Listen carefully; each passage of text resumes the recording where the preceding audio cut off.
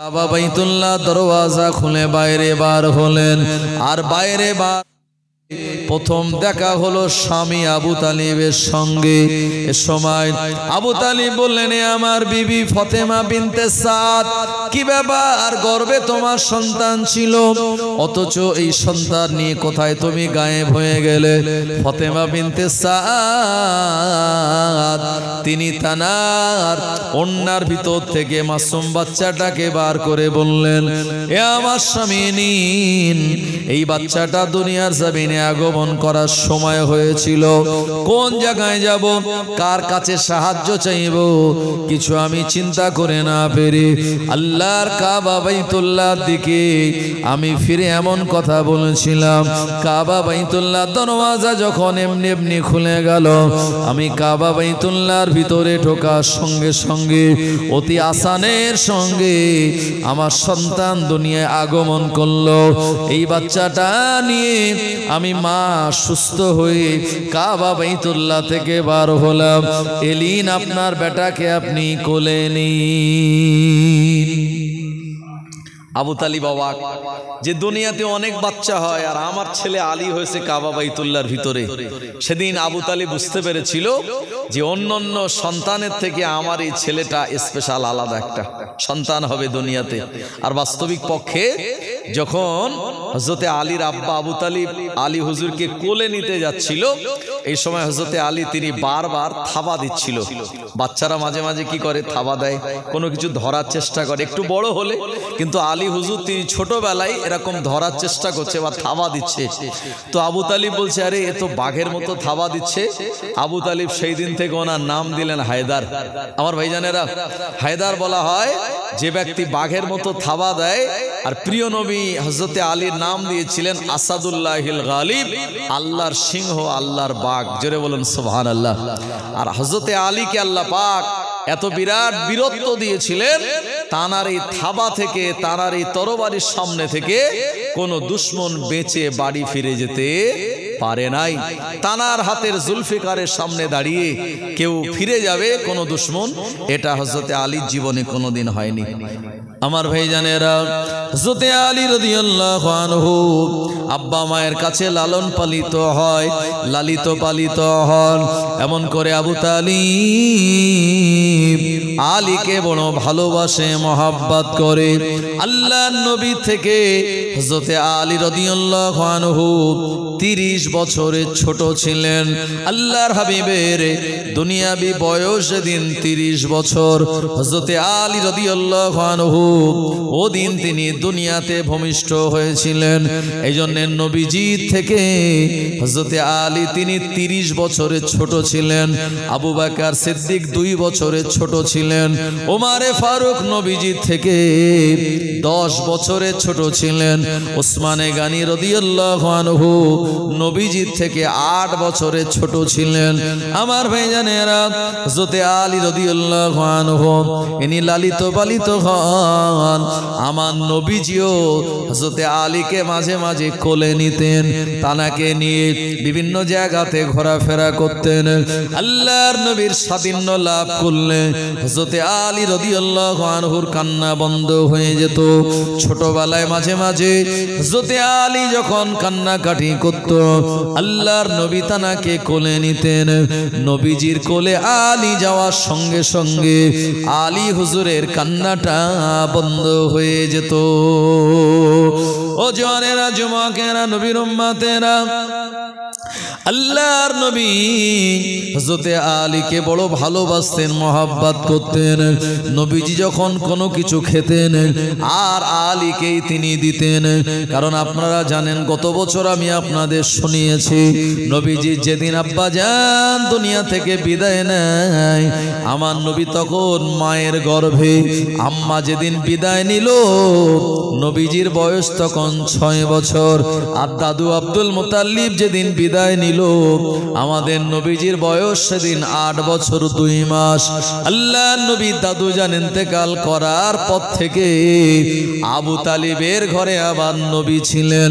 আর আবু তালিবের ঘরে নবীজি থাকার সময় হযরতে আলী রাদিয়াল্লাহু আনহু তিনি দুনিয়া আগমন করলেন। ও জওয়ানেরা, যুবকেরা, নবীজির সামনে আলী লালিত পালিত হলেন। তারা সম্পর্কে চাচাতো ভাই হলেও আসলে আপন ভাই ভাইয়ের মতো তারা লালিত পালিত হয়েছেন। আমার নবীজিও আবু তালিবের ঘরে আর আলীও আবু তালিবের ঘরে, একই ঘরে থাকলে পরে তাদের ভিতরে কি ভালোবাসা মহব্বত জন্মায়, এটা আপনাদের সবারই কম বেশি জানা আছে। ও নবীর উম্মতেরা, আল্লাহ পাক আমাদের নবীকে কোরআন মাজিদ দিয়ে যখন ঘোষণা দিলেন, ও আমার প্রিয় নবী, ও আনজির আশিরাতাকাল আকরাবিন, ও নবী আপনি মানুষদেরকে ভীতি প্রদর্শন করুন, আপনার নিকট আত্মীয়দেরকে কালেমার দাওয়াত দিন। ও আনজির আশিরাতাকাল আকরাবিন, এই আয়াতের উপরে আমাল করার জন্য আল্লাহ নবী একদিকে যেমন বিবি খাদিজা, অপর দিকে আবু বকর সিদ্দিক, অপর দিকে যায়েদ বিন হারেসা, আর বালকদের ভিতরে আবার নবী হযরতে আলী রাদিয়াল্লাহু আনহু কে কালেমার দাওয়াত দিলেন। আর আলী রাদিয়াল্লাহু আনহু বললেন, ও মুহাম্মদ ইবনে আব্দুল্লাহ, যে কথাটা আপনি বলেছেন এই কথাটা আমি গ্রহণ করব, তবে একবার আমি আমার আব্বাজান আবু তালিবের সঙ্গে পরামর্শ করে নেই। আল্লাহ নবী বললেন, ও বাবা আলী, আমি ইসলাম প্রচার করি খুব গোপনে গোপনে, কারণ আপনারা জানেন আমার নবী 3 বছর গোপনে গোপনে ইসলাম প্রচার করেছিলেন। হযরতে আলীকে নবীজি বললেন, বাবা আলী, যদি কালেমা পড়ে নাও তো আলহামদুলিল্লাহ, আর যদি না পড়ো তাহলে আমার কালেমার বাণী প্রচার করাটা যেন প্রকাশ করো না, এটা গোপনে গোপনে রেখে দেবে। আলী হুজুর চলে গেল আব্বাজান আবু তালিবের কাছে। ও আমার আব্বাজান, আমার চাচাতো ভাই মুহাম্মদ ইবনে আব্দুল্লাহ আমাকে কালেমার দাওয়াত দেয়, এখন আপনি বলুন তানার কালেমা আমি কি গ্রহণ করে নেব? আবু তালিব বললেন, বেটা আলী, আমার ভাতিজা মুহাম্মদ ইবনে আব্দুল্লাহ জীবনে কোনোদিন মিথ্যা কথা বলে না, জীবনে কোনোদিন মানুষকে ঠকানো কাজ করে না। ওই মুহাম্মদ ইবনে আব্দুল্লাহ যে কথা তোমায় বলছে ওটা যদি তুমি মেনে নাও, আখেরে তোমার কল্যাণ হবে। আব্বাজান আবু তালিব যখন গ্রিন সিগন্যাল দিয়ে দিল, হযরতে আলী রাদিয়াল্লাহু আনহু আল্লাহর নবীর কাছে আসলেন। আর 10 বছর বয়সে ঈমানের কালমা পড়ে মুসলমান হয়ে গেলেন। আরো জোরে বলেন সুবহানাল্লাহ। ও নবীর উম্মত উম্মাতানিরা, হযরতে আলী রাদিয়াল্লাহু আনহু এমন করে তিনি আমার নবীর এত স্নেহ ভাজন, আল্লাহর নবীর এত নিকটবর্তী সাহাবী, তিনি আল্লাহর নবীর কাছে যিনি সব থেকে ছোট বয়সে কালমা পড়ার জন্য আমার নবী আলাদা স্পেশাল ভাবে তানাকে ইলম শিক্ষা দিতেন, জ্ঞান দিতেন। আর হযরতে আলী রাদিয়াল্লাহু আনহু 10 বছর বয়স থেকে নবীজির কাছে থাকার কারণে যে ইলিম আর জ্ঞানগুলি তিনি পেয়েছিলেন, প্রতিটা ইলিম জ্ঞান তানার ব্রেনের ভিতরে এত বিরাট ভাবে বিস্তার লাভ করেছিল। আল্লাহ নবী বললেন, বাবা সাহাবীরা, আমি নবী হলাম মদিনার ইলমের শহর, আর ওই শহরের দরওয়াজা হলো আমার আলী রাদিয়াল্লাহু আনহু। একবার জোরে বলুন সুবহানাল্লাহ। আল্লাহ নবী জানিয়ে দিলেন, আনা মাদিনাতুল ইলম ও আলী ও বাবুহা, আমি আলী হলাম, আমি নবী হলাম মদিনার ইলমের শহর, ওই শহরে দরওয়াজা হলো হযরতে আলী। আসলে ছোটবেলায় যদি কাউকে মাদ্রাসায় দেওয়া হয়, মাওলানায় দেওয়া হয়, স্কুলে দেওয়া হয়, তার ব্রেনে যে বিদ্যাগুলো ঢুকবে এগুলো তার বুড়ো বয়স পর্যন্ত মনে থাকবে। কথা ঠিক কিনা?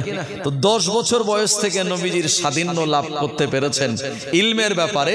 আর একদম ছোটবেলায় নবীজির কোলে পিঠে মানুষ হচ্ছেন হযরতে আলী। সুতরাং তানার স্পেশাল একটা দরওয়াজা মর্যাদা, এটা আপনাদের আর বুঝতে কারুর বাকি নেই। আমার ভাইজানেরা, আল্লাহ নবী দিন দুনিয়ার বাদশাহ নবী পাক সাল্লাল্লাহু আলাইহি ওয়াসাল্লাম এমন করে তিনি 53 বছর বয়সে হিজরত করেছিলেন। আর হযরতে আলী রাদিয়াল্লাহু আনহুকে আমার নবী বললেন, বাবা আলী, এই মাল সামানগুলি পরের দিন সকালবেলা মানুষকে তুমি ফিরিয়ে দেবে। বিশ্বনবী আমার রাতের বেলা বেরিয়ে দরুদ শরীফ আল্লাহুম্মা সাল্লি আলা সাইয়্যিদিনা মাওলানা মুহাম্মাদ ওয়া আলা আলি সাইয়্যিদিনা। হযরতে আলী রাদিয়াল্লাহু আনহু আল্লাহ নবী দিন দুনিয়ার বাদশাহ নবী পাক সাল্লাল্লাহু আলাইহি ওয়াসাল্লামের সাধিন্য যেমন লাভ করলেন, নবীজি ওই দিন রাতের বেলা বেরিয়ে পড়লেন। আবু বকর সিদ্দিক রাদিয়াল্লাহু আনহুর বাড়িতে তিনি চলে গেলেন। একবার আবু বকর বলে ডাক দেওয়ার সঙ্গে সঙ্গে দরওয়াজা খুলে গেল। আমার ভাইজানের এই ঘটনা আপনাদের জানা আছে, আমি ওদিকে আর যাব না। এদিকে আমার নবী আবু বকর সিদ্দিককে নিয়ে লম্বা ঘটনা আপনারা জানেন, কারে সুরে চলে গিয়েছিলেন। আমার ভাইজানেরা, সারা রাত বেঈমান বেদিনেরা আল্লাহর হাবিবের ঘরটা তারা ঘিরে আছে। মুহাম্মদ ইবনে আব্দুল্লাহ সকালবেলা উঠে যখন কাবা বাইতুল্লাহ যাবে, আর এ সময় তার উপরে আমরা সবাই মিলে তরবারি মেরে জনমের মতো হত্যা করে দেব। নবীজি আমার তাদের মাথার উপরে ধুলোবালি ছিটিয়ে দিয়েছিল। কোরআন মাজিদের সূরা ইয়াসিন আল্লাহ পাক শুনিয়েছেন, ওয়াজআলনা মিন বাইনি আইদিহিম সাদ্দাও ওয়া মিন খালফিহিম সাদ্দান ফাআগশাইনাহুম ফাহুম লা ইবসিরুন। আমি আল্লাহ তাদের সামনে আর পিছনে প্রাচীর নির্মাণ করে দিয়েছিলাম, লা ইবসিরুন, এর কারণে তারা আপনায় দেখতে পায়নি। সকাল হয়ে গেল, আল্লাহ নবীর একজন সাহাবী দেখে বেঈমানেরা সব নবীজির ঘর ঘিরে আছে। আল্লাহ নবী সাহাবী বলেন, ব্যাপার কি? বলল, মুহাম্মদ শুয়ে আছে, উঠলে পরে আমরা সবাই মিলে তার উপর আক্রমণ করব। ও সাহাবী বললেন, না না না, আমাদের নবী তো অনেক আগেই তোমাদের সামনে দিয়ে বেরিয়ে গেল।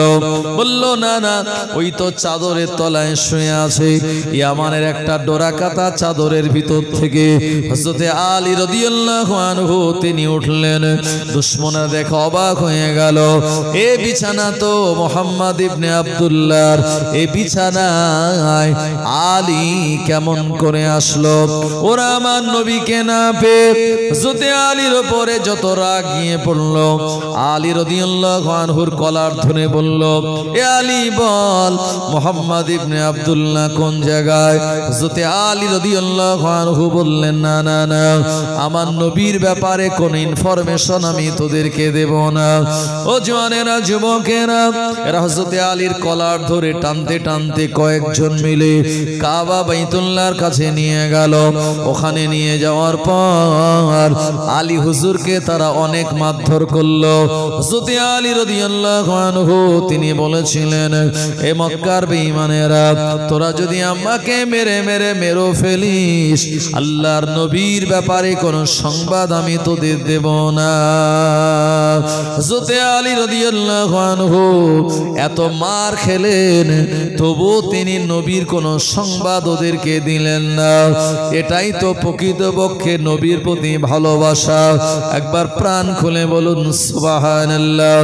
আমার ভাইজানেরা, জওয়ানেরা, যুবকেরা, হযরত আলী রাদিয়াল্লাহু আনহু সুস্থ হওয়ার পর কয়েকদিন পরে মক্কার জমিনের সবার বাড়ি বাড়ি গেলেন। নবীজি যাদের নাম বলে দিয়েছিলেন তাদের সোনা দানা টাকা পয়সা যা যেখানে ছিল সব তানাদেরকে দিয়ে আর কোন এক রাতের বেলা আল্লাহর নবীর হিজরতের পরে আলী রাদিয়াল্লাহু আনহু একা একা মদিনার জমিনে তিনি হিজরত করেছিলেন। ও জওয়ানেরা, যুবকেরা, হযরত আলী রাদিয়াল্লাহু আনহু মদিনার জমিনে যখন হিজরত করলেন, আল্লাহর নবীর সঙ্গে সাক্ষাৎ করলেন। নবীজি খুশি হয়ে বললেন, বাবা আলী, তুমি সবার শেষে হিজরত করেছো। ও আলী, তোমার কোনো অসুবিধা হয়নি তো? হযরত আলী বললেন, না ইয়া রাসূলুল্লাহ, সমস্ত আমানাতকে ফেরত দিয়েছো। হুজুর, সব আমানাত আমি ফেরত দিয়ে দিয়েছি। নবীজি বললেন, বাবা আলী, তুমি আমার সঙ্গে আবু আইয়ুব আনসারী রাদিয়াল্লাহু আনহুর ঘরে দিয়ে অবস্থান করো। এরপরে হযরত আলী রাদিয়াল্লাহু আনহু মদিনার জমিনে যাওয়ার পর তার শরীরটা খারাপ হলো, জ্বর আসলো। হযরত বেলাল, হযরত যায়েদ বিন সাবিত রাদিয়াল্লাহু আনহু, এনাদের সবার সর্দি কাশি জ্বর আসলো। আল্লাহর নবীর কাছে আবু বকর সিদ্দিক গিয়ে বললেন, হুজুর, মক্কার আবহাওয়া গরম আর মদিনার আবহাওয়া নরম। মদিনার আবহাওয়া নরম হওয়ার জন্য আপনার সাহাবীদের অনেকের সর্দি কাশি জ্বর। হুজুর, আপনি তাদের জন্য দোয়া করুন, আল্লাহ পাক যেন শরীরটা ভালো করে দেয়। আল্লাহর নবী আল্লাহর দরবারে দোয়া করে বলেন, আল্লাহ, মদিনার ওয়েদার, মদিনার আবহাওয়া আমার সাহাবীর অনুকূলে করে দিন। আমার সাহাবীদের জন্য স্বাস্থ্যসম্মত করে দিন। নবীজির এই দোয়া কবুল হয়ে কোনো ঔষধ ছাড়াই সাহাবীদের শরীর খারাপকে আমার আল্লাহ ভালো করে দিয়েছিলেন। আরো জোরে বলেন সুবহানাল্লাহ। ও জওয়ানেরা, যুবকেরা, আল্লাহর নবী সাহাবে কেরামদের শরীর খারাপ হওয়াটা এটা ছিল একটা পরীক্ষা। আল্লাহর নবী বললেন, যারা মুমিন হয় আমার আল্লাহ পাক তাদের সামান্য শরীর খারাপের বদলাতে, এমনকি তাদের পায়ে যদি একটা কাঁটাও ফোটে, ওই কাঁটা ফোটার বিনিময়ে জীবনের ছোট ছোট গুনাহকে মাফ করে দেন। আরো জোরে বলেন।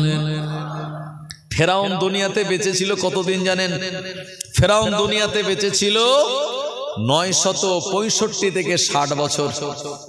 কিন্তু এই ফেরাউন 965-60 বছর সে যে হায়াত পেয়েছিল, আল্লাহ তাকে লম্বা হায়াত দিয়েছিল। এই লম্বা জিন্দেগিতে ফেরাউনের একদিন সর্দিও হয়নি, ওর কাশিও হয়নি, জ্বর জারি কিছু হয়নি। তো যারা ফেরাউনকে খোদা বলে মানত, ফেরাউন তো নিজেই বলেছিল, আনা রব্বুকুমুল আলা, আমি হলাম বড় খোদা। তো ফেরাউন বলতো, দেখ, তোদের সর্দি হয়, কাশি হয়, জ্বর হয়, মাথার যন্ত্রণা হয়, কত কিছু সমস্যা হয়, কিন্তু আমার কোনোদিন এরকম কিছু হয় না, কারণ এ কারণেই আমি খোদা। জোরে বলে নাউজুবিল্লাহ। এই জন্য আমার কিছু হয় না, আর তোদের মাঝে মাঝে শরীর খারাপ হয়। প্রিয় নবী বলেছেন, আল্লাহ যাকে ভালোবাসে না আল্লাহ তারে সব সময় সুস্থ রেখে দেয়। আল্লাহ যাকে ভালোবাসে না, আল্লাহর রহমত থেকে যে বঞ্চিত হয়ে গেছে, সে ডান্সে ঘুরে বেড়ায়, নামাজ কালাম পড়ে না, অন্যায় অপরাধ করে, হারাম জিনিস খায়, মানুষকে গালাগালি করে, তারপরে শরীর খারাপ হয় না, বুঝলেন? আর যারা মুমিন তাদের ঘন ঘন শরীর খারাপ হয়, বিপদ আপদের ভিতরে পড়ে। তো জিবরাইল আলাইহিস সালাম বলছে, আল্লাহ, এই ফেরাউনের তার তো কোনোদিন শরীর খারাপ হয় না, সে সদা সর্বদা সুস্থ রয়েছে। আল্লাহ আপনার সঙ্গে এত গাদ্দারি করে, এত দুশ্মনী করে, তো আল্লাহ আপনি তো তাকে বিপদ আপদ দিতে পারেন। আল্লাহ বললেন, ও ফেরেশতা জিবরাইল, আমি আল্লাহ ফেরাউনকে এ কারণে শরীর খারাপ দিই না, তার কারণ হলো কিয়ামতের দিন ও যেন আমার কাছে দাবি করতে না পারে। ও আমার আল্লাহ, আল্লাহ আমার জ্বর হয়েছিল, আমার মাথার যন্ত্রণা হয়েছিল, আল্লাহ আমার শরীর খারাপ হয়েছিল, এর বিনিময়ে আপনি আমায় ক্ষমা করে দিন, এ কথাটা যেন না বলতে পারে। আমি আল্লাহ এ কারণে জীবনে কোনোদিন তার অসুস্থতা দেয়নি। আমার ভাইজানেরা, এ ফেরাউন যেদিন নীল নদের দরিয়াতে হাবুডুবু খাচ্ছিল, আল্লাহ পাকের ফেরেশতা জিবরাইল আলাইহিস সালাম তিনি বর্ণনা করেন, আমার আল্লাহর হুকুমে আমি আসলাম আর ফেরাউনের মুখের ভিতরে নীল নদের দরিয়ার কাদা বালিগুলি আমি পা দিয়ে ঠেসে দিলাম তার মুখে, কারণ একবারও যেন কলমা না পড়তে পারে আর বলতে না পারে আল্লাহ আমার ভুল হয়ে গেছে ক্ষমা করে দিন, এ কথাটা বলার সুযোগ যেন না পায়। ফেরেশতা জিবরাইল আলাইহিস সালাম ওই ফেরাউনের মুখের ভিতরে কাদা বালিগুলো ঠেসে দিয়েছিল। এ দ্বারা মুহাদ্দিসিনগণেরা বলেছেন, এই ঘটনা দ্বারা প্রমাণ হয় যে আল্লাহ কত দয়াময়, আল্লাহ পাক কত মেহেরবান। 960 বছর যে লোকটা গাদ্দারি করলো, আল্লাহর বিরুদ্ধে চললো, সে যদি তওবা করে, জিবরাইল আলাইহিস সালামের ভয় হচ্ছে না জানি ফেরাউনের এই তওবাকে আল্লাহ কবুল করে তাই ক্ষমা করে দিতে পারে। এই সুযোগ যেন না পায়, এই জন্যে তার মুখে কাদার বালিগুলি ফেরেশতা ঢুকিয়ে দিয়েছিল। আমার ভাইজানেরা, জওয়ানেরা, যুবকেরা, এই জন্যে যখন মুমিনের রোগ হয়, পায়ে যদি একটা কাঁটাও ফোটে, আপনি ভাববেন এটা আপনার গুনার একটা কাফারা হয়ে যাচ্ছে। সুবহানাল্লাহ বলেন।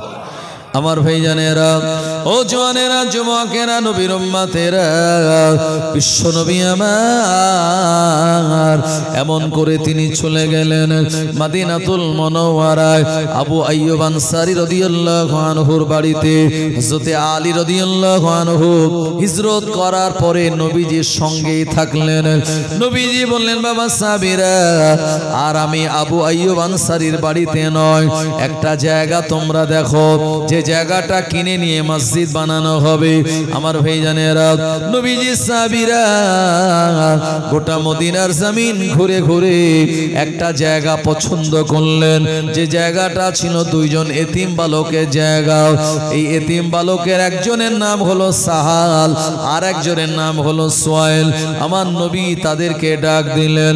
আল্লাহ নবী বললেন, ও বাবা সাহাল আর সোয়াইল, এই জায়গাটা আমার বড় পছন্দ হলো, এই জায়গাটাকে বিক্রি করে দিতে হবে, আমি তোমাদের কাছ থেকে কিনে নেব। সাল সোয়াইল বললেন, ইয়া রাসূলুল্লাহ, হাবিবাল্লাহ, হুজুর বেয়াদবি ক্ষমা করুন, আপনি আখিরি জামানার নবী, আমরা আপনাকে নবী বলে মেনে নিয়েছি, আর আপনি মসজিদ বানাবেন। মসজিদ হলো মুসলমানদের প্রাণ কেন্দ্র, ইবাদতের জায়গা, সিজদা দেওয়ার জায়গা, এই জায়গাটা আমরা এমনি এমনি দান করে দেব। আল্লাহ নবী বললেন, না না না, এমনি এমনি নিয়ে নিলে মদিনার ইহুদিরা, মুনাফিকেরা আমার ব্যাপারে তারা খারাপ মন্তব্য করবে। পয়সা দিলেন নবীজি। এই জায়গাটা কিনে নেওয়ার পর এই জায়গায় সাহাবে কেরামদেরা সহযোগিতা করে কাজ কাম করে মদিনার মসজিদ বানালেন। আমার ভাইজানেরা, ফাতেমা রাদিয়াল্লাহু আনহা তানার বয়সটা যখন 14 বছরে পৌঁছে গেল, আল্লাহ নবীর সময় মদিনার সাহাবীদের বললেন, বাবা সাহাবীরা, শুধু মদিনার মসজিদ নয়, এর পাশেতে তোমরা হুজরা বানিয়ে দাও, যে হুজরার ভিতরে আমার ফাতেমা, আমি নবী, আমার অন্যান্য বিবিরা তারা অবস্থান করবে। হযরতে খাদিজা রাদিয়াল্লাহু আনহা মক্কার জমিনে ইন্তেকাল করার পর আল্লাহর নবী ওমরে ফারুক রাদিয়াল্লাহু আনহু আনহুর বেটি জানার নাম হলো হযরতে হাফসা বিনতে ওমর, তানাকে বিবাহ করেছিলেন। ও জওয়ানেরা, যুবকেরা, এই জায়গায় তিনি তানার বিবি এবং তানার কন্যা ফাতেমা রাদিয়াল্লাহু আনহাকে সঙ্গে করে নিয়ে এই জায়গাতে অবস্থান করতে লাগলেন। আবু আইয়ুব আনসারীর বাড়িটা ছেড়ে দিয়ে নবীজি যখন হুজরা মোবারকে মদিনার মসজিদের পাশে, আল্লাহর নবী মদিনার মসজিদে নিজে ইমামতি করেন। হযরতে বেলাল রাদিয়াল্লাহু আনহু মদিনার মসজিদে তিনি মুয়াজ্জিন। আল্লাহর নবী মদিনার মসজিদে নববী শরীফে আসর আর ফজরের নামাজের পর বিভিন্ন দিনের কথা বলতেন, আর অন্যান্য সময় হুজরা মোবারকের ভিতরে গিয়ে মাঝে মাঝে তিনি চিন্তার ভিতরে থাকতেন। হযরতে আবু বকর সিদ্দিক রাদিয়াল্লাহু আনহু এ সময় আল্লাহর হাবিবের কাছে তিনি যাতায়াত করতেন। আল্লাহর নবী একদিন চিন্তাযুক্ত অবস্থায় এ সময় আবু বকর হুজুর বললেন, ইয়া রাসূলুল্লাহ, হাবিবাল্লাহ, হুজুর কোন কারণে আপনি চিন্তা করেন, একবার কি কথাটা আমায় বলবেন? আল্লাহর নবী বলেন, বাবা আবু বকর, তুমি হলে সব থেকে আমার নিকটতম সাহাবী, সব কথা আমি তোমার সঙ্গে শেয়ার করি, আমার চিন্তার অন্য কোনো কারণ নয়। আমি একটা ব্যাপারে একটু চিন্তা করছি, সেটি হলো আমি আমার কন্যা ফাতেমাকে বিবাহ দেব। এ ব্যাপারে আমার মাথায় একটু চিন্তা এসেছে, তবে আল্লাহর উপরে আমার পরিপূর্ণ ভরসা। হযরত আবু বকর সিদ্দিক রাদিয়াল্লাহু আনহু বললেন, ইয়া রাসূলুল্লাহ, হাবিবাল্লাহ, এ ব্যাপারে সমাধান আমি করে দেব, অসুবিধা নাই। হযরত আবু বকর সিদ্দিক রাদিয়াল্লাহু আনহু মদিনার অলিতে গলিতে সাহাবীদের বাড়িতে চলে গেলেন। যে সাহাবীদের বিবাহ হয় নাই, আল্লাহর নবী সাহাবী আবু বকর বললেন, ও নবী সাহাবী, একবার যাও আল্লাহর নবীর কাছে গিয়ে আদাবের সঙ্গে সালাম দাও, আর সেখানে গিয়ে নবীজির কন্যাকে বিবাহ করার জন্য তুমি পয়গাম দাও। আবু বকর সিদ্দিকের কথা শুনে আল্লাহর নবী সাহাবীরা এক এক করে নবীজির কাছে যান। ইয়া রাসূলুল্লাহ, হাবিবাল্লাহ, হুজুর আপনার কন্যা আর ফাতেমাকে বিবাহ করার জন্য আপনার কাছে আমরা পয়গাম দিলাম। আল্লাহর নবী এক একজন সাহাবীদের পয়গাম শুনতেন, আর তিনি এতটুকু জবাব দিতেন, আমার আল্লাহর যেটা ইচ্ছা আছে সেটাই হবে। এতটুকু যখনই বলতেন, আবু বকর সিদ্দিক রাদিয়াল্লাহু আনহু তিনি বুঝতে পারতেন আল্লাহর নবীর কন্যা ফাতেমার জন্য এই ছেলেটা পছন্দনীয় নয়। হযরত আবু বকর আবার অন্য সাহাবীর কাছে যেতেন যাদের বিবাহ হয় নাই, তানার কাছে গিয়ে বলতেন, বাবা সাহাবী চলো আল্লাহর নবীর কন্যাকে বিবাহ করে নবীজির চিন্তাকে মুক্ত করবে। আল্লাহর নবীর কাছে গিয়ে তুমি পয়গাম দাও। সাহাবীরা ভয় পেয়ে বলতেন, ও নবী সাহাবী আবু বকর, নবীজির কন্যা ফাতেমাকে কেমন করে বিবাহের পয়গাম দেব? এটা তো আমাদের কাছে বিরাট লজ্জাজনক একটি ব্যাপার, আমাদের বড় ভয় লাগে, না জানি নবীজির সঙ্গে বেয়াদবি হয় কিনা। আবু বকর সিদ্দিক বলেন, না না না, আমি তোমার সঙ্গে যাচ্ছি, আদবের সঙ্গে বলবে। নবীজি যদি বলে আল্লাহ পাকে যা ইচ্ছা আছে তাই হবে, তাহলে তুমি ফিরে আসবে। এমন করে কয়েকজন সাহাবী গেলেন আর ফাতেমাকে বিবাহ করার জন্য পয়গাম দিলেন।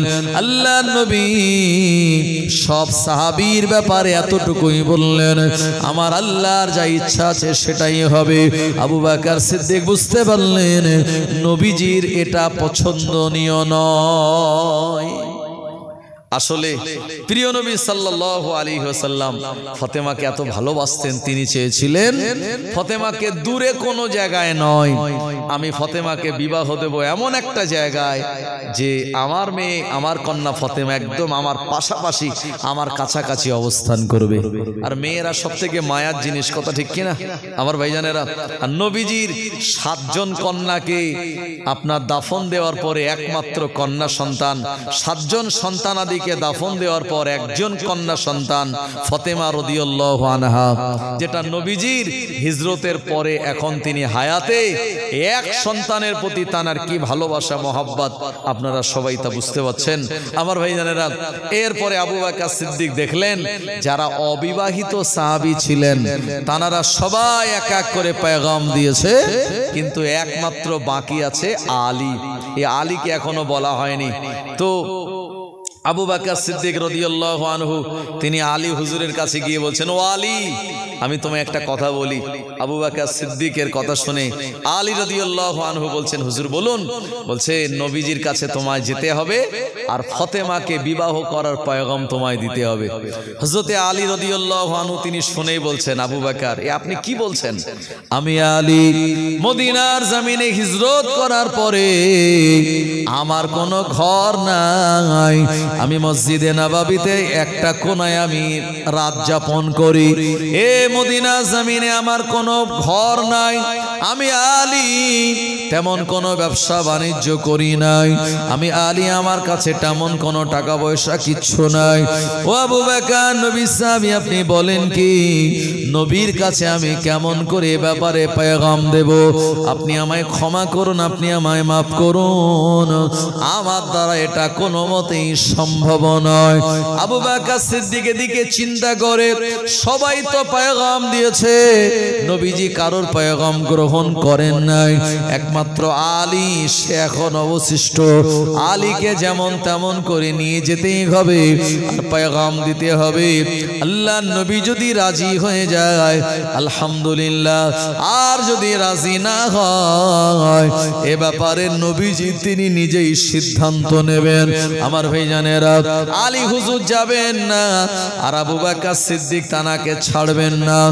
একরকম জোর করে বুঝিয়ে সুজিয়ে আল্লাহর হাবিবের কাছে নিয়ে গেলেন। নবীজি আমার মদিনার মসজিদে নববী শরীফে হযরত আবু বকর সিদ্দিক রাদিয়াল্লাহু আনহু আলী রাদিয়াল্লাহু আনহুকে অভয় দিয়ে বললেন, তোমাকে আমি একা ছেড়ে দেব না, আমি তোমার পিছনে পিছনে থাকবো। আল্লাহর নবী যদি কোনো পাল্টা কথা বলে আমি আবু বকর তোমার হয়ে সামলে দেব, অসুবিধা নাই। এমন গ্যারান্টি যখন দিলেন, এতটা যখন দায়িত্ব নিলেন, হযরত আলী রাদিয়াল্লাহু আনহু আবু বকর সিদ্দিকের পিছনে পিছনে লজ্জা বিজড়িত কণ্ঠে আল্লাহর হাবিবের কাছে চলে গেলেন। আসসালাতু ওয়াসসালামু আলাইকা ইয়া রাসূলুল্লাহ, আসসালাতু ওয়াসসালামু আলাইকা ইয়া হাবিবাল্লাহ। আল্লাহর নবী সালামের জবাব দিলেন। এরপরে নবীজি বলেন, বাবা আলী, তুমি এসেছো নাকি? জি ইয়া রাসূলুল্লাহ, আমি এসেছি। কি খবর তুমি আমায় বলো।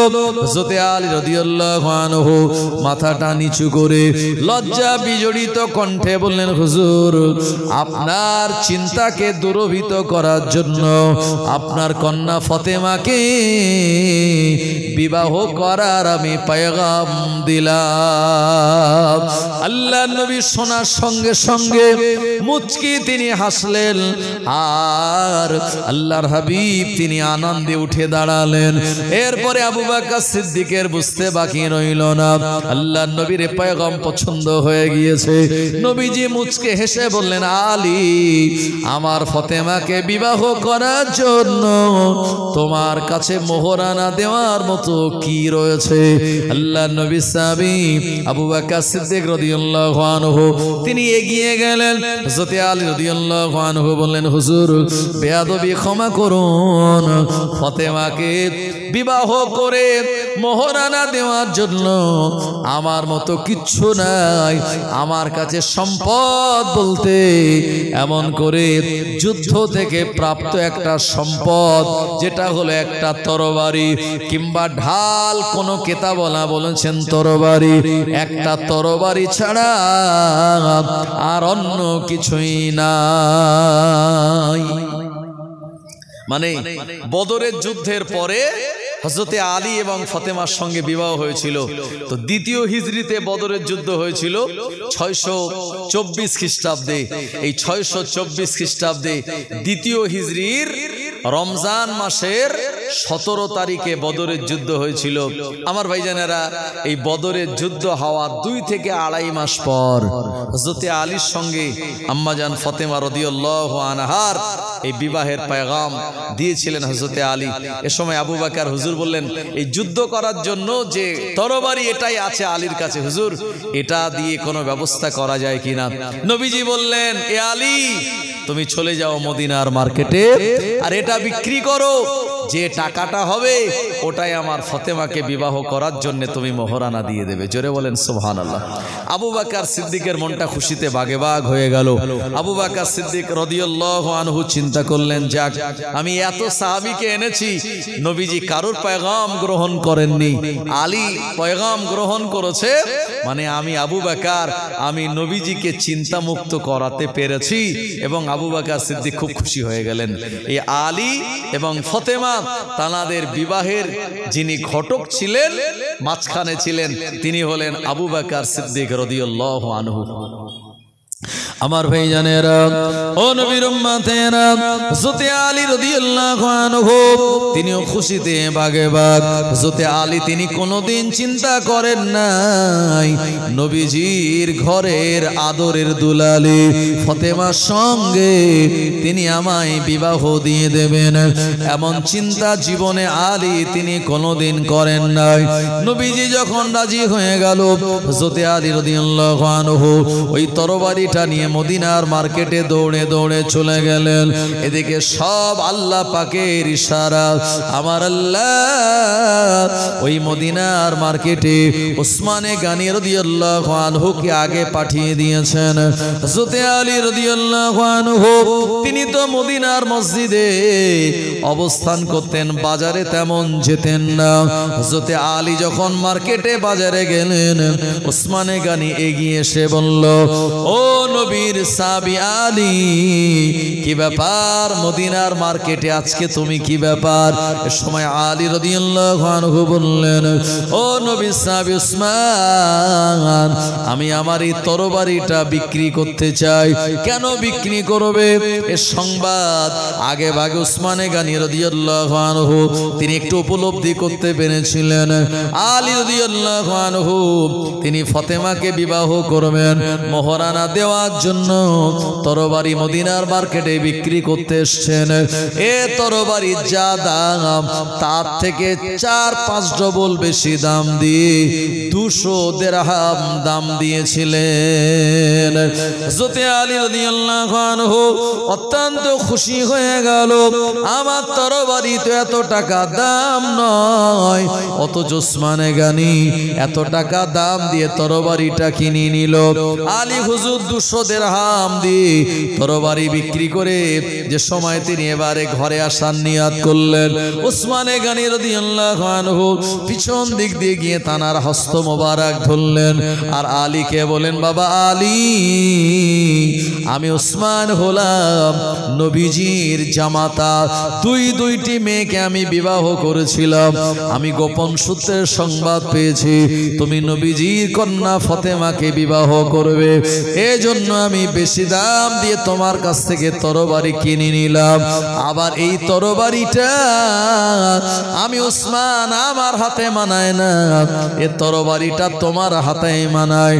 আমি উসমান আমার পক্ষ থেকে তোমার কাছে আবার তরবারিটা হাদিয়া দিয়ে দিলাম। আরো জোরে বলেন সুবহানাল্লাহ। তরবারি পেয়ে গেলেন। আবার 200 দিরহাম টাকা আলী রাদিয়াল্লাহু আনহুর কাছে চলে এসেছে। আল্লাহর নবী এ কারণে বললেন, যারা বিবাহ করে নেবে, বিবাহ করার পর আমার আল্লাহ তার রুজি রোজগারে বরকত দান করে দেবে। আমাদের সমাজে অনেক যুবক রয়েছে যারা বলে বিবাহ করে স্ত্রীকে খেতে দেব কি, বিবাহ করার পর সংসার চালাবো কি করে।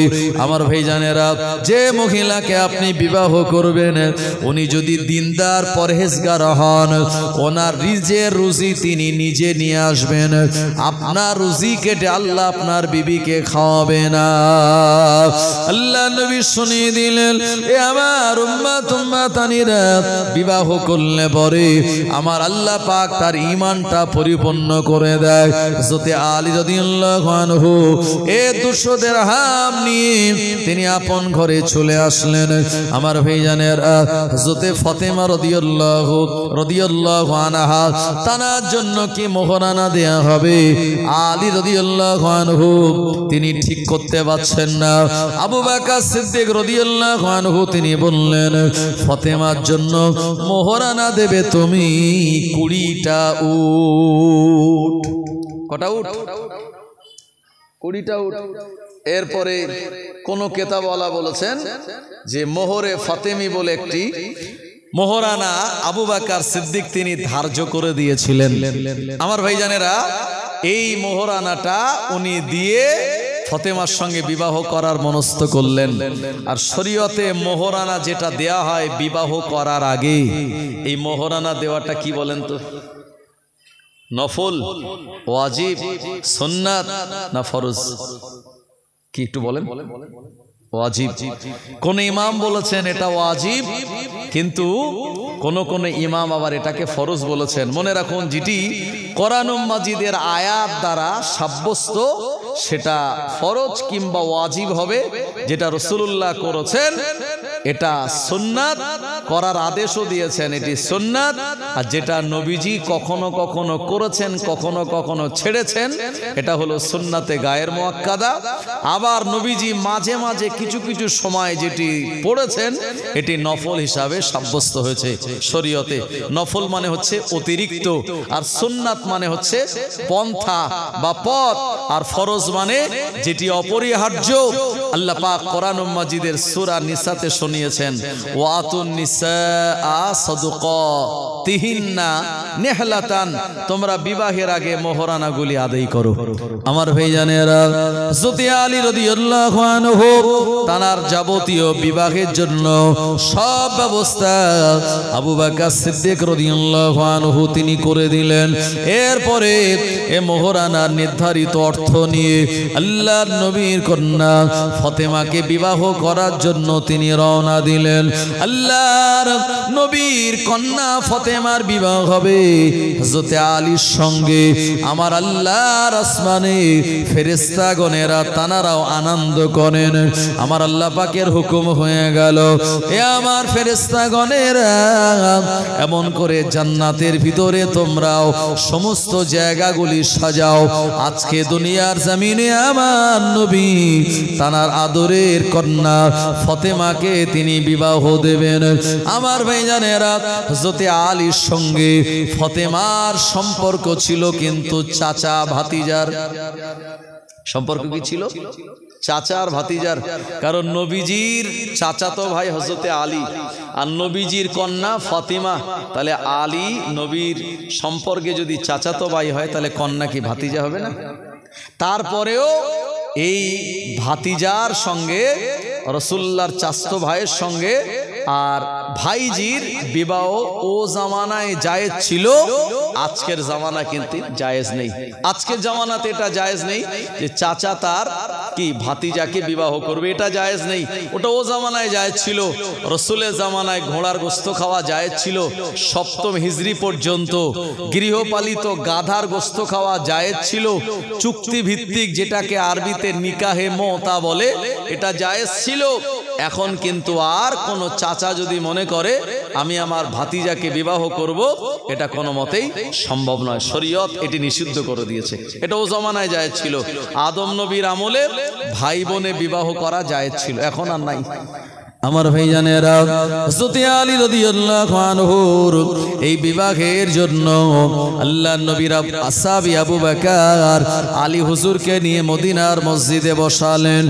আর এদিকে ফাতেমা নবীজির ঘরে আল্লাহর নবী বললেন, ও আমার কন্যা ফাতেমা, আমি তোমাকে দূরে অন্য কোনো জায়গাতে নয়, আমি তোমাকে আমার নিজের কাছাকাছি রাখতে চাই।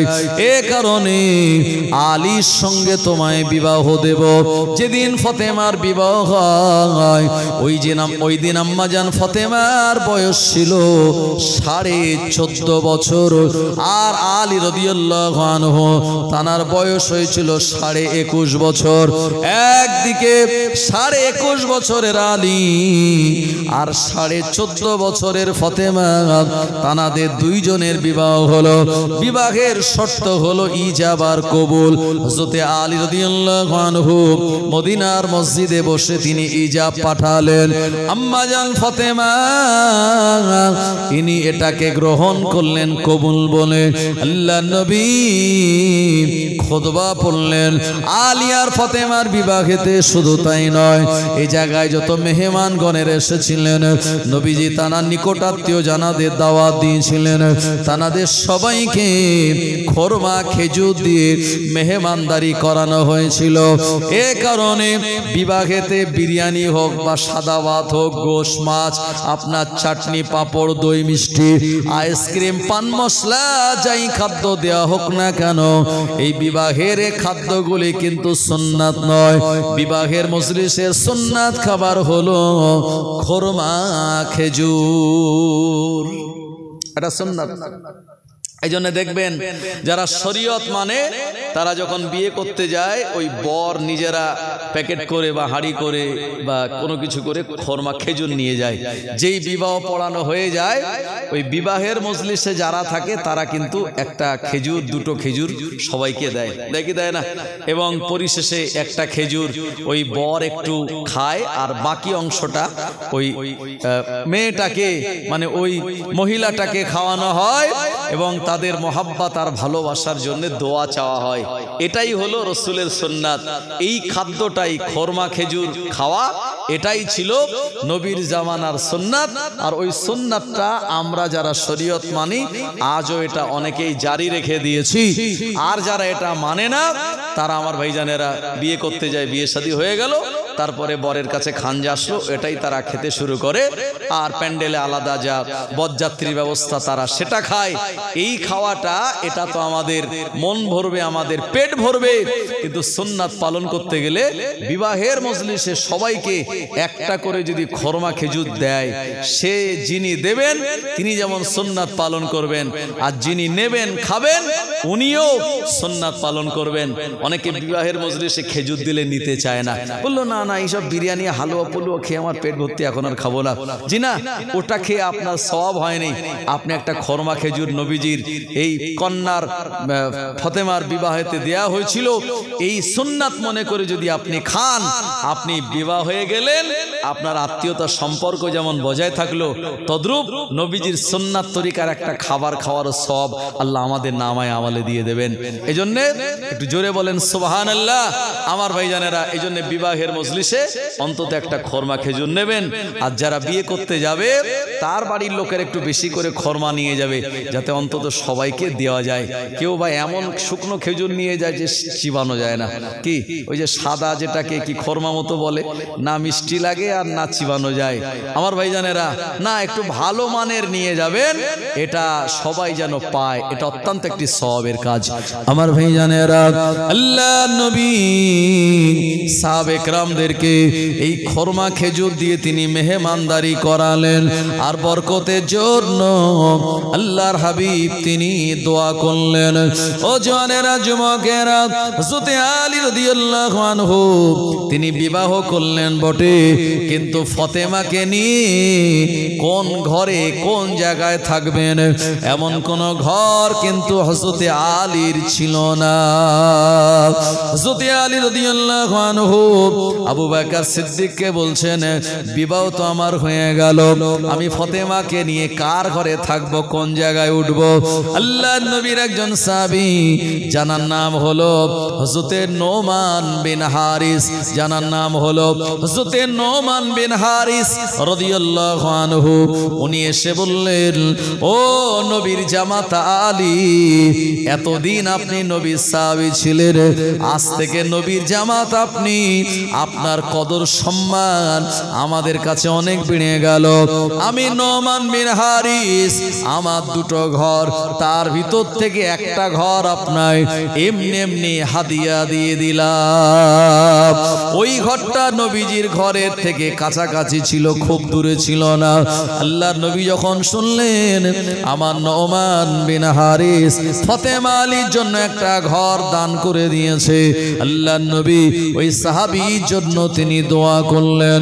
হযরত আলী রাদিয়াল্লাহু আনহু এই সময়তে তিনি ফাতেমাকে নিয়ে যখন রওনা দেবেন, আল্লাহর হাবিব ফাতেমার হাতটা আলীর হাতের সঙ্গে দিয়ে বললেন, মা আজ থেকে তোমার গার্জিয়ান হলো আমার আলী। ও আমার কন্যা ফাতেমা, জীবনে তুমি এমন কথা বলবে না, এমন আচরণ করবে না, আমার আলী তোমার স্বামী যেন দুঃখ না পায়। ও ফাতেমা, তোমার খেদমাতে, তোমার আচার আচরণে, তোমার ব্যবহারে যদি আলী রাজি আর খুশি হয়ে যায়, আমার আল্লাহ তোমার উপরে রাজি খুশি হয়ে যাবে। আরো জোরে বলেন। কি সুন্দর শিক্ষা! নবীজি বলেননি যে আমি নবী আর তুমি আমার কন্যা আলীর সঙ্গে বিয়ে দিলাম, আলী যদি বাড়াবাড়ি করে বা কোনো কটু কথা বলে অসুবিধা করে, তুমি আমারে বলবে, আমার অনেক সাহাবী আছে তাদেরকে দিয়ে আলীর ব্যবস্থা করে দেবো। বলেছিলেন কি? বলেননি। আমার ভাইজানেরা, তিনি বলেছিলেন ফাতেমা আলীকে মহাব্বত করবে, ভালোবাসবে, তোমার স্বামী যদি তোমার উপরে রাজি হয়, আল্লাহ পাকও তোমার উপরে রাজি হয়ে যাবে। সুবহানাল্লাহ। এটাই হলো প্রকৃত রাসূলুল্লাহর আদর্শ সুন্নাত। এজন্য অনেক মেয়ের আব্বারা, মেয়ের গার্জিয়ানরা যদি মেয়েকে কথা বলে যে আমি তোকে বিবাহ দিলাম, কোনো অসুবিধা নাই, যদি অসুবিধা হয় একটু ফোন করবে, আমরা সে ব্যবস্থা নিয়ে নেব। তাহলে সেই বৌমাটা শ্বশুর শাশুড়িকে না মানবে না তার স্বামীকে মানবে। কথা ঠিক কিনা? আমার ভাইজানেরা, হযরত আলী রাদিয়াল্লাহু আনহু নোমান বিন হারিসার ঘরে তিনি চলে গেলেন। আল্লাহর হাবিব তানাদের দুইজনের জন্য দোয়া করলেন। আর ফাতেমার বিবাহ দেওয়ার পরে আল্লাহর নবী আলী রাদিয়াল্লাহু আনহুকে কিছু হাদিয়া তোফা দিয়েছিলেন। আমার ভাইজানেরা, শ্বশুর বাড়ি থেকে কোনো কিছু চেয়ে নেওয়া কিন্তু জায়েজ নয়, কিন্তু যদি শ্বশুর বাড়ির থেকে কিছু দেয় আপনাকে, তাহলে ওটা নিতে কোনো অসুবিধা নাই। আমার ভাইজানেরা, আল্লাহর নবী হযরত আলী রাদিয়াল্লাহু আনহুর সঙ্গে ফাতেমাকে বিবাহ দিয়ে তিনি যে জিনিসগুলো দিয়েছিলেন, কিতাবওয়ালা লিখেছেন, দিয়েছিলেন আপনার দুটো বালিশ। যে বালিশের ভিতরে তুলো ছিল না, এই বালিশের ভিতরে ছিল আপনার খেজুর গাছের শিকড় নরম করে দেওয়া, খেজুর গাছের শিকড় নরম করে দেওয়া দুটো বালিশ দিয়েছিলেন। আর দিয়েছিলেন একটা পাথরের হাঁড়ি, যেটাতে ভাত রান্না হবে, পাথরের হাঁড়ি, কাঁসা পেতলের নয়। আর দিয়েছিলেন আপনার যেটা ওই যে জাঁতা ঘোরায় না, যেটা দিয়ে আপনার ওই যে গম জব এগুলো পেশা হয়, এইরকম একটা জাঁতা হাদিয়া দিয়েছিলেন। আর দিয়েছিলেন নামাজের একটি মুসাল্লা। আমার ভাইজানেরা, আর তিনি দিয়েছিলেন নবীজি সাল্লাল্লাহু আলাইহি ওয়াসাল্লাম ওই পানির একটা মশক, যেটাতে পানি বহন করা হয়। এই কয়টা জিনিস প্রিয় নবী সাল্লাল্লাহু আলাইহি ওয়াসাল্লাম ফাতেমার ঘরে বিবাহের পরে তিনি দিয়েছিলেন। জোরে বলুন সুবহানাল্লাহ। আর জামাইয়ের ঘরে স্বেচ্ছায় দেওয়াটাও এটা নবীজির সুন্নাত।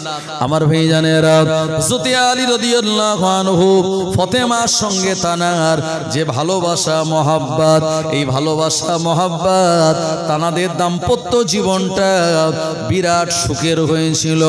ফাতেমা রাদিয়াল্লাহু আনহার যেখানে ঘর আর প্রিয় নবীর ঘর, এটা বিরাট ডিস্টেন্স ছিল না। আল্লাহর হাবিব মনে করলে মাঝে মাঝে ফাতেমার বাড়িতে যেতেন, আবার ফাতেমা মনে করলে তিনি তানার আব্বা জানের সঙ্গে দেখা করতে আসতেন। ও জওয়ানেরা, যুবকেরা, নবীর উম্মতেরা, আলী ফাতেমা যেদিন বিবাহ হয়েছিল, এ মাস ছিল আপনার জমাদিউল উলা চাঁদের 13 তারিখ। এটা কিন্তু এই মাস, এই চাঁদ চলছে জামাদিউল উলা, আর এ মাসে এই ফাতেমা আলীর সঙ্গে বিয়ে হয়েছিল। আজকে জামাদিউল উলা চাঁদের সম্ভবত 22 তারিখ, আর ফাতেমা আলীর বিবাহ হয়েছিল এই মাসেরই 13 তারিখে। আমার ভাইজানেরা, হযরত আলী রাদিয়াল্লাহু আনহু ফাতেমার সঙ্গে সুন্দর আচার আচরণ করেছিলেন এবং ফাতেমা আলী হুজুরের সঙ্গে অনেক ভালো ব্যবহার করেছিলেন। আমার ভাইজানেরা, তানাদের দাম্পত্য জীবন অতিবাহিত হতে লাগলো। একটা সময় মাস পেরিয়ে কয়েক মাস পেরিয়ে গেল। যেদিন 4 মাস পেরিয়ে গেল, একদিন উম্মে ফজল, আল্লাহর নবীর একজন সাহাবিয়া, উম্মে ফজল রাদিয়াল্লাহু আনহা আল্লাহর নবীর কাছে এসে বললেন, ইয়া রাসূলুল্লাহ, ইয়া হাবিবাল্লাহ, হুজুর আমি স্বপ্ন দেখলাম, রাতের বেলা ঘুমাচ্ছিলাম, স্বপ্ন দেখলাম আপনার শরীরের একটা অঙ্গ আমার কোলের ওপরে এসে পড়ল। হুজুর এই স্বপ্নটা দেখে আমি অবাক হয়ে গেলাম, এই স্বপ্নের তাবির কি একবার আপনি আমায় বলবেন? আল্লাহর নবী বললেন, ও উম্মে ফজল শুনে রেখে দাও, এমন করে আমার ফাতেমার ঘরে আল্লাহ পাক একটা পুত্র সন্তান দেবে, আর ওই সন্তান তোমার ঘরেই লালিত পালিত হবে এবং তোমার দুধ পান করবে।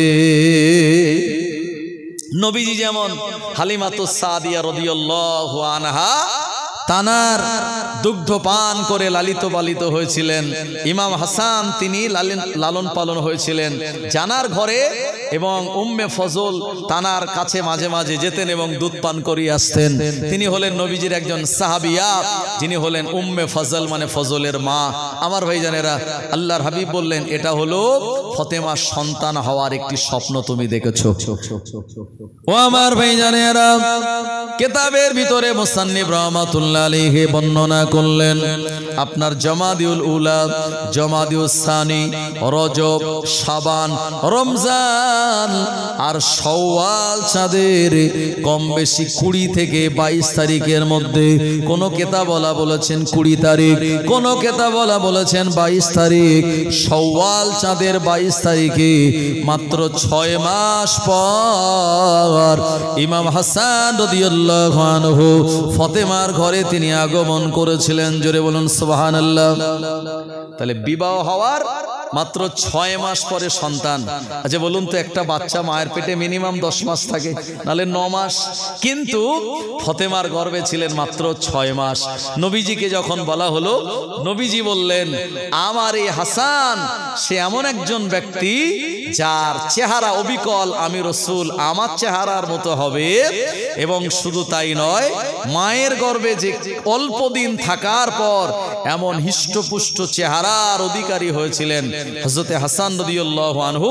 নবীজি এটা শোনার সঙ্গে সঙ্গে বলেছিলেন, এ হাসান যার চেহারা পরিপূর্ণ আমার চেহারার অবিকল।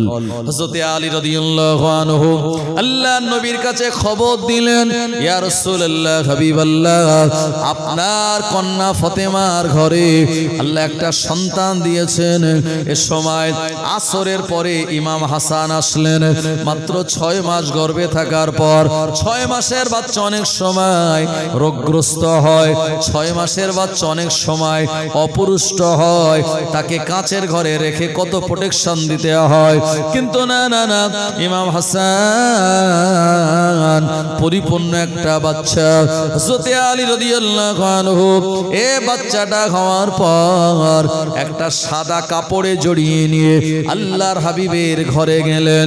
ইয়া রাসূলুল্লাহ, হাবিবাল্লাহ, এ ফাতেমার সন্তান হয়েছে, হুজুর আপনি এ বাচ্চাটার জন্য দোয়া করুন। আল্লাহর নবী ইমাম হাসানকে তিনি কোলে নিলেন। আমার ভাইজানেরা, কোলে নেওয়ার পর এই বাচ্চাটা চাঁদ মুখটা দেখে বিশ্বনবীর চেহারা মোবারক আনন্দে ভরে গেল। আল্লাহর নবী বললেন, ও বাবা আলী, এই বাচ্চাটার দিয়ে আমার আল্লাহ আমার বংশটাকে জারি রেখে দেবে। আমার ভাইজানেরা, নবীজি বললেন, বাবা আলী তোমার বেটার নাম কি তুমি রেখেছো নাকি?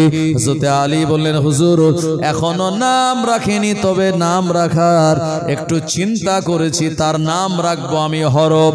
আল্লাহর নবী বললেন না না না, হরফ নাম নয়, আমি রাসূল যখন মেরাজে গিয়েছিলাম সিদরাতুল মুনতাহায় আমি এই বাচ্চাটার নাম দেখে এসেছি, যেটা আমার দেওয়া নাম নয়, স্বয়ং আল্লাহ পাকের দেওয়া নাম।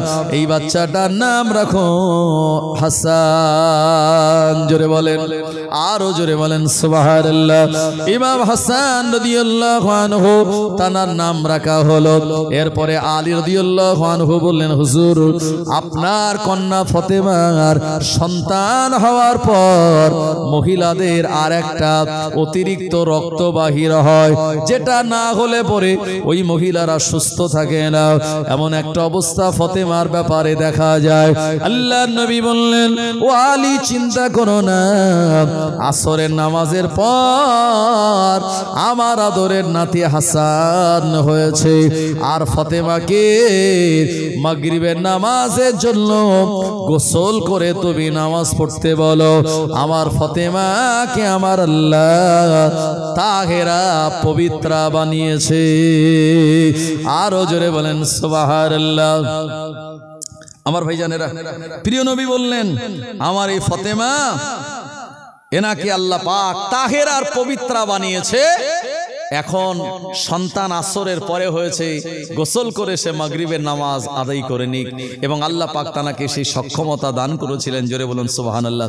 নবীজি বলেছিলেন আমার ফাতেমা শুধু ফাতেমা নয়, আমার ফাতেমার উপাধি আছে কয়েকটা, জানার নাম হলো ফাতেমার উপাধি রাসূল বললেন উম্মুল হাসান, তানার আরেকটা উপাধি হলো উম্মুল হোসাইন, তানার আরেকটা উপাধি হলো উম্মুল মাহসিন, তানার আরেকটা উপাধি হলো উম্মুল আয়েম্মা, আরেকটা উপাধি হলো উম্মে আবিহা, আর ফাতেমার আরেকটা উপাধি হলো তাহেরা।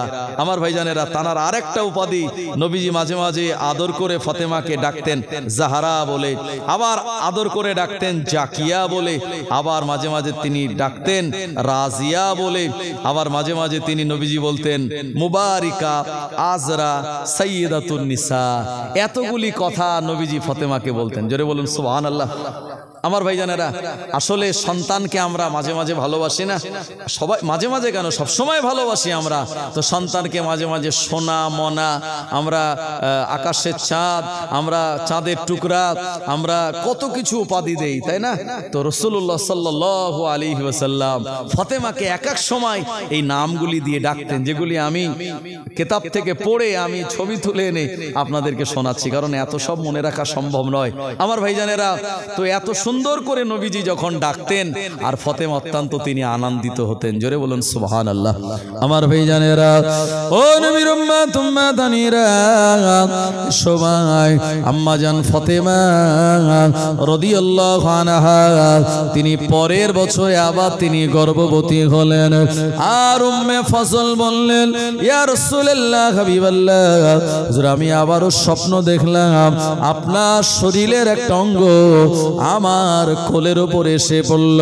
আল্লাহর হাবিব বললেন ও উম্মে ফজল, আল্লাহ পাক ফাতেমার ঘরে আবার একটি সন্তান দেবে, এই সন্তানের কারণে এমন স্বপ্ন তুমি দেখেছো। আমার ভাইজানেরা, পরের বছরে ফাতেমার ঘরে আল্লাহ পাক আরেকটি সন্তান দিয়েছিলেন। আল্লাহর নবী জানার নাম রেখে দিলেন ইমামে হোসাইন। একবার প্রাণ খুলে বলুন সুবহানাল্লাহ। আল্লাহুম্মা সাল্লি আলা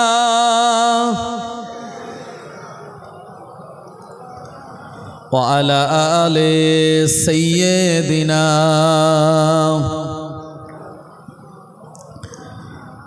মা ফাতেমার নয়নমণি হযরত আলীর জান ইমাম হোসাইন শহীদ হলেন কারবালা ময়দান।